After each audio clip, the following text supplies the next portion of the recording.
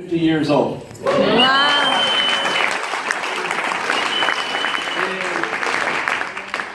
And when you get to be this old and you start to think about life and you start to think about what have you accomplished and you start to think about what is left to accomplish and what does God have for you. And it was so amazing because we walk in here today and the pastor is talking about champions. Now he has no idea what I'm going to talk about, and I had no idea what he was going to be talking about. But the word that God gave me this week, he said, go to Qatar, go to Doha, and I want you to talk about leading an extraordinary life. Leading a life of significance. And to me, leading an extraordinary life is really very simple. If I can get out of myself what God has put in me and share that with the world, then I've lived an extraordinary life. Whatever creativity God pours into me, I want it to come out and for other people to be able to see that.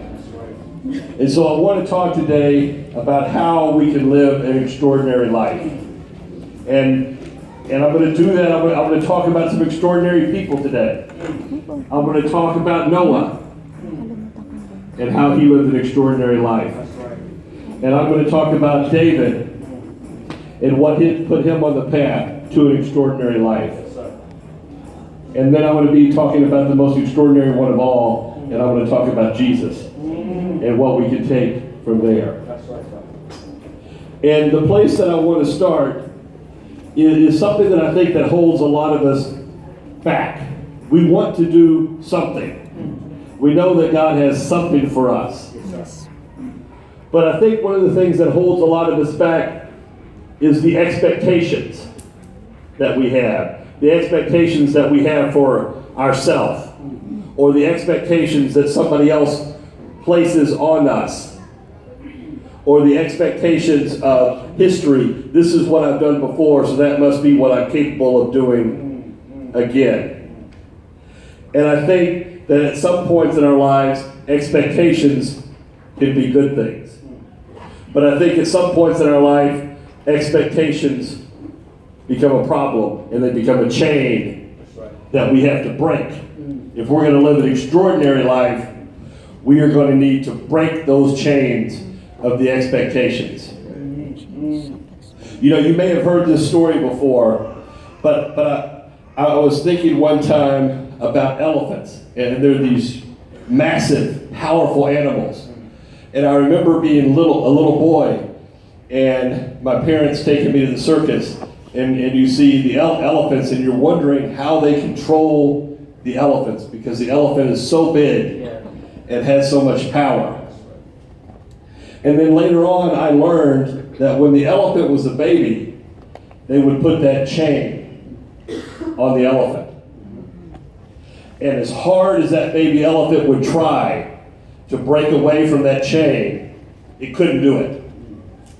Because the baby elephant was too small. It didn't have the power to break that chain that was holding it to the place that it was standing. And that chain, as a matter of fact, it would hurt that elephant when it tried to break away.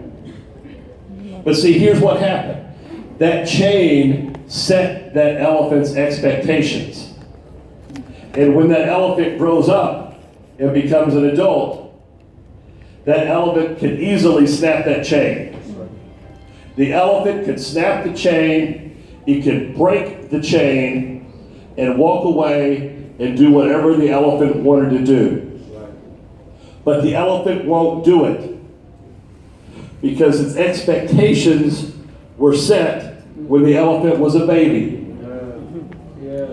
The baby became to believe that that chain was going to hold that elephant in place. And even though the chain could no longer hold the elephant in place when the elephant grew up, the elephant believes that the chain will hold it in place. And so the elephant is still bound by those same set of expectations that it formed when it was young. And as a result, that elephant's not able to live out its potential.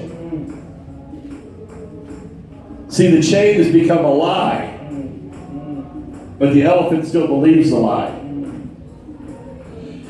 I think sometimes the same thing can happen to a lot of us. I think expectations can be good when we're young. We set expectations for our children. I want you to obey your mother. I want you to obey your father. I want you to go to school. I want you to stay out of trouble. So when we're young, we are rewarded if we meet the expectations that are placed on us by others. Yes. You are a good child. We are happy as parents. I have 4 children, so I have a lot of experience in this. But I'm happy as a parent when my children meet the expectations that I have for them. I want them to stay out of trouble. I want them to know God. I want them to do good in school. I want them to work hard. All of those things are positive things. But the problem comes as we become adults.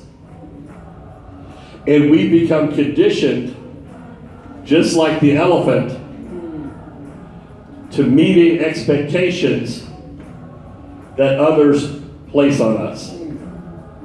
And while that's a good thing when you're a child, because you need to have those expectations set by somebody else, the problem is when you become an adult,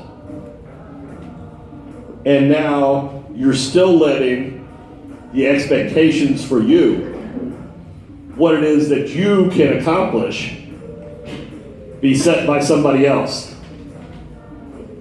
But what needs to happen is we need to look at what are the expectations that God has for us. Amen. It's not about what are the expectations that I have for Curtis. It's not about what are the expectations that I set on the pastor. It's not even about the expectations that history sets. You know, some of us get so bound up. This is what we did last time. Therefore, that's what we can do this time. And because of expectations, we let them treat us, the expectations become a chain on us. And we start to lose sight of the greater things that we can accomplish. And it keeps us from having that extraordinary life. Let me ask you a question. How many people in this room believe that God is perfect? Does everybody in this room believe that God is perfect? Yes. Amen? Amen. God is perfect. If God is perfect and God made you, you're perfect.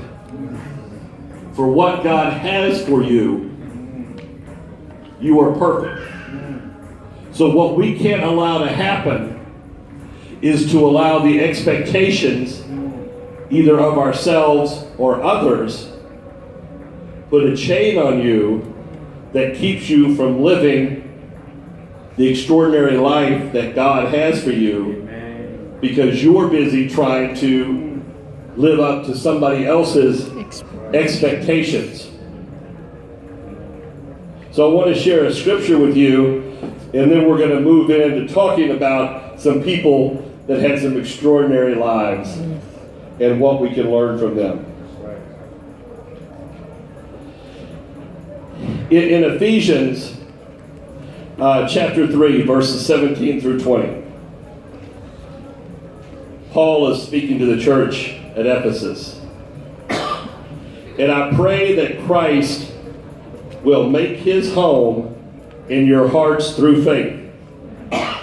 I pray that you may have roots and foundation in love, so that you, together with all God's people, may have the power to understand how broad and how long, how high and how deep is Christ's love.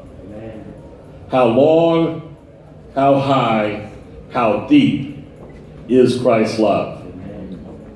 Yes, you may come to know his love, although it can, and this is important, can never be fully understood, never be fully known, and so be completely filled with the very nature of God. And then in verse 20 it finishes, to who by means of his power working in us is able to do so much more than we can ever ask for or even think of.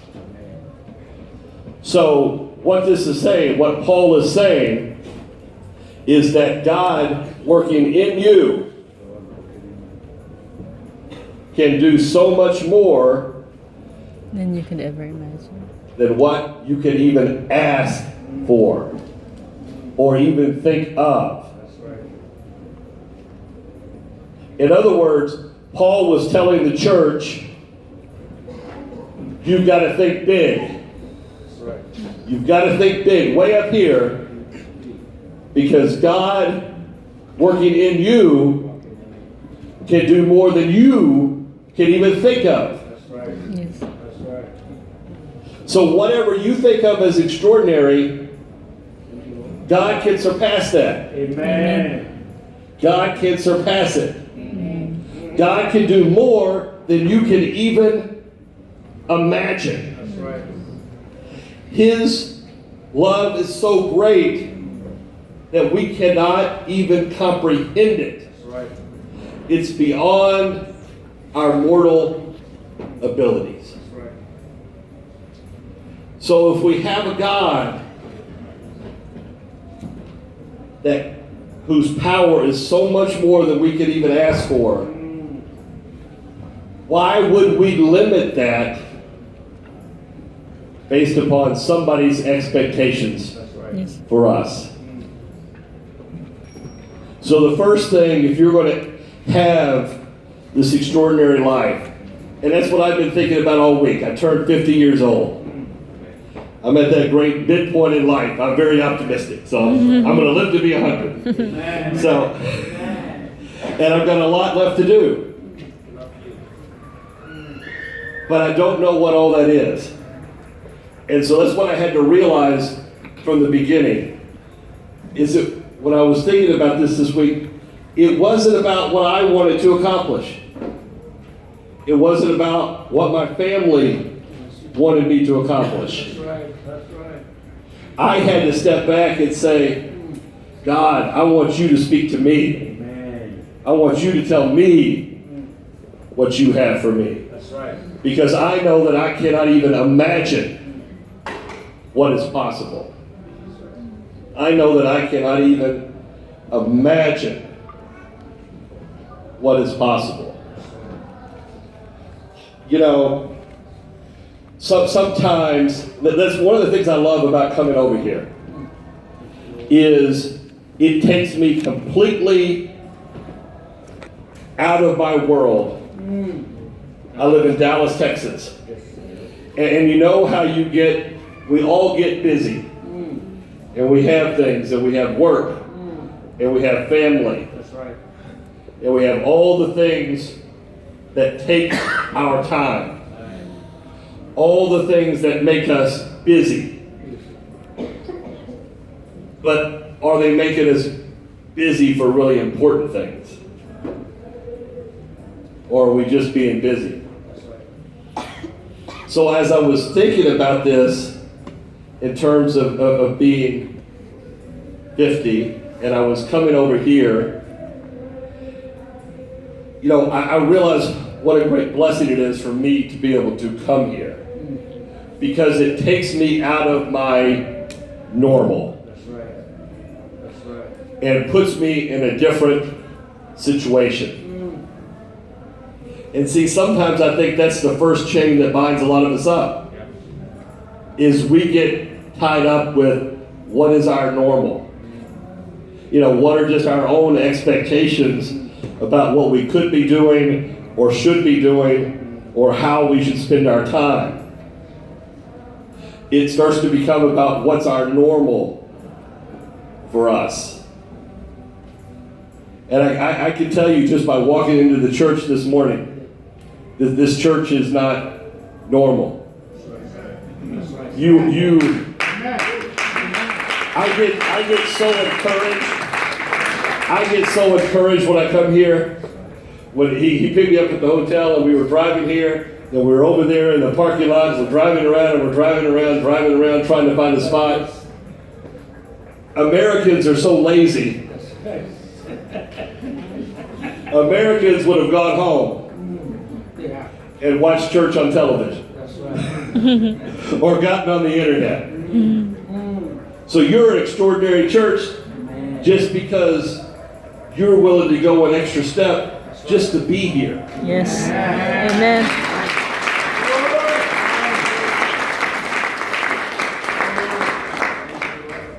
And see, back home, people living in their normal, I don't want to do that. Because it becomes about their comfort. It becomes about what makes them comfortable. And see, to step out of your normal means that you have to be uncomfortable. That's right. That's right. Because it's never comfortable to do something that's new. It's never comfortable to do something the first time. Yeah. And so that's one of the things that I want to talk about today. Is one of the extraordinary people that I want to look at is Noah. And so just think about who Noah was and what Noah did. And what must have been the expectations that others were trying to place on him. So you have this very, very, very old man. I'm still a young man as compared to Noah. But you have this man hundreds of years old, and God tells him to build this ark. That was a man who was willing to be uncomfortable for God. Because you know that everybody around him, everybody in his community thought that he was crazy. They thought that he was insane. So he had to be willing to stand up in the face of all of that criticism, all of those expectations, and say, no, this is what God has for me. He was a man who was willing to be uncomfortable to live out the destiny that God had for him. You know, the other thing that Noah did that I thought was remarkable is, if you think about this, Noah had never built an ark before. It wasn't like God went and picked somebody who built boats for a living and asked that person to build the ark. God didn't do that. So not only did Noah have to be uncomfortable in that everybody else was trying to place expectations on what he should do, or limits on what he should do, and tell him that he was crazy, that he was insane, all the things you can imagine they would say about him if he was building that ark. But he had to do that and do something for the first time. Do you remember, I'm sure, if you think about, there's different situations in your life where you had to do something for the first time. That's right. That first day that you walk in on your job, on a new job, and you're brand new, and it's your first day, and you don't know what you're doing, and you don't know anybody, you're uncomfortable. That's right. You're uncomfortable because you're stretching yourself. That's right. You're opening yourself up to something new. You're uncomfortable because in the back of your mind, you think, can I do this? That's what really makes us uncomfortable. That's right. That's right. Is can we do this? Am I going to succeed here? So Noah, not only did he have to face all this criticism, he was also having to face all the doubt that came with, God, you've given me something to do that I've never done before. How am I going to accomplish that? And it's because God is perfect, Yes. Amen. and he made Noah perfect That's right. for the assignment Of that he building. had for Noah. Amen. It's the assignment that he had for Noah. And that's important. It's not just any assignment. He did not make Noah perfect for the assignment that Noah had for Noah. He made Noah perfect for the assignment that God had for Noah. That's right. Amen. That's right. So you are perfect, young man, but only for the assignment that God has for you. Yes, amen. Only for the assignment that God has for you. That's what you have been made perfect for. Amen, son. That's right. That's right.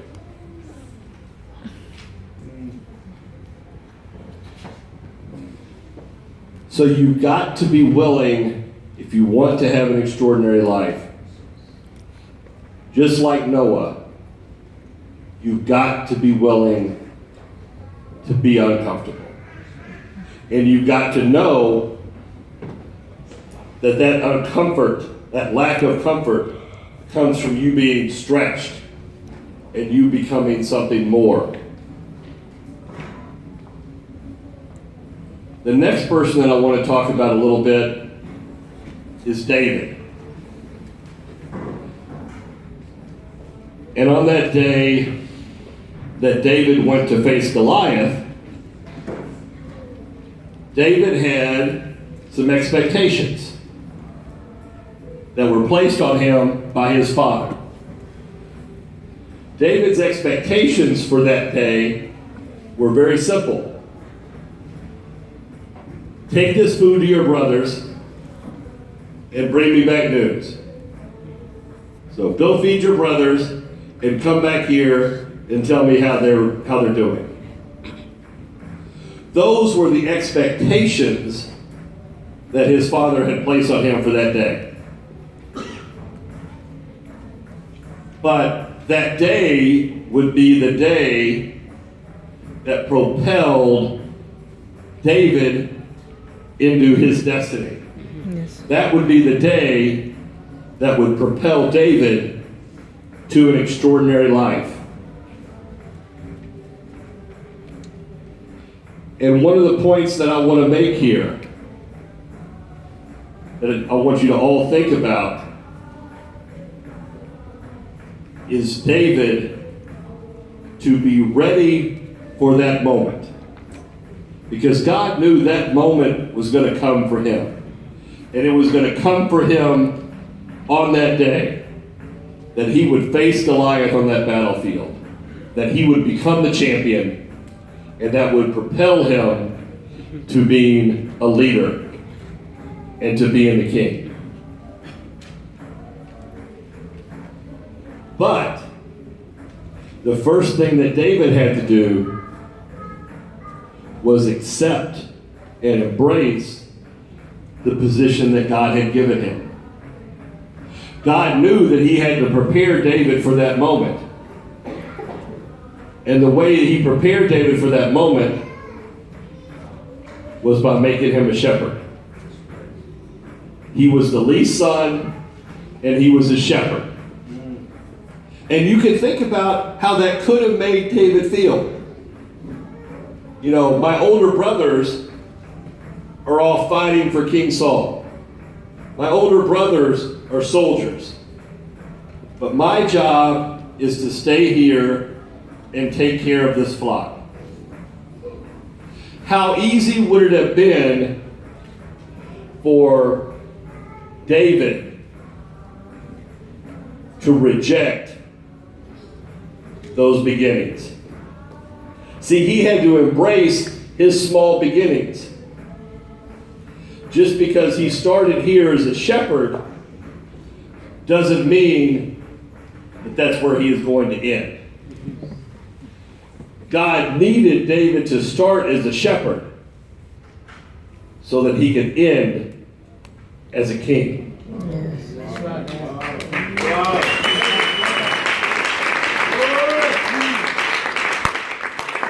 So I need all of you to recognize that even though you may be frustrated right now because you think that God has you as a shepherd, realize that that could be the step for you becoming the king, for you having that extraordinary life. It's not about where you are right now. God could have you in that position because, again, God is perfect. Yes. You are perfect for the assignment that God has for you. Yes. That means you need to embrace that every step that God has for you on this journey. The only reason David could defeat Goliath was not just because he was a shepherd, it was because he was a great shepherd. So wherever God has you right now, you need to become great at that. Amen. And then when you become great at that, then God can help you take the next step to what He wants you to move to become. That was great. You know, we all like to sit around and we're just waiting on our blessing sometimes. But God may have already given you that blessing. That job that you have right now that you don't like could be that blessing. It could be God preparing you for where you need to be so that you can step from being a shepherd to being a king. Wow. So just like David, we need to embrace our small beginnings. And here's this next thing. And this is where David and Noah are alike. They were both first-timers. They both had to do something extraordinary for God. For the first time. And it was the first time they had done it. Now, David had killed some bears and he had killed some wolves. But David hadn't killed that soldier before.